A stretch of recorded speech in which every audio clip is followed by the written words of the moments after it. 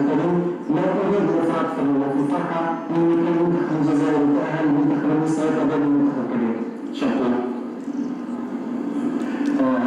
تعقيبا على كلام النيابة بس أنا فرحان في داخلي لكن احترامي ل 80 مليون واحد بمشاعر هذا الشعب الكريم لا أريد الإفراط في الفرحة لأن كان المنتخب الجزائري تأهل المنتخب المصري قبل المنتخب الكبير. شكرا. بدأت كلامي بالفقر وأريد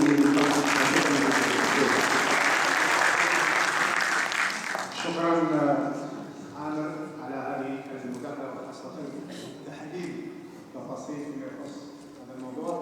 إذا ما تطرقنا إلى 4 مواضيع إلى 4 مداخلات: البعد الثقافي للرياضة الأستاذ بلال ربح، ثم بلال بلال الاحتراف الصحفي وتكوينه في حق المؤسسة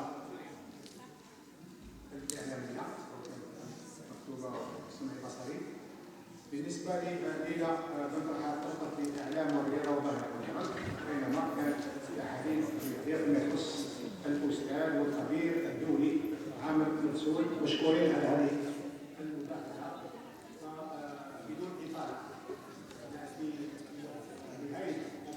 نهاية أشغالنا اليوم في تكريمات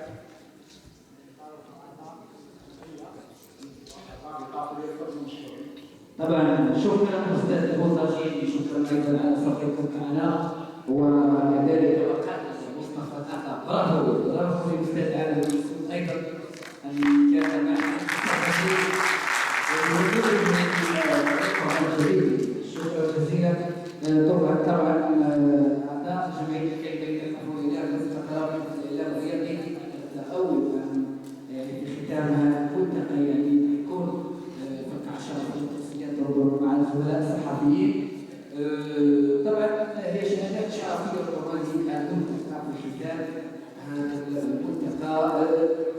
نبدا ربما من العنصر النسوي. هي بن فرحات يسلمها لها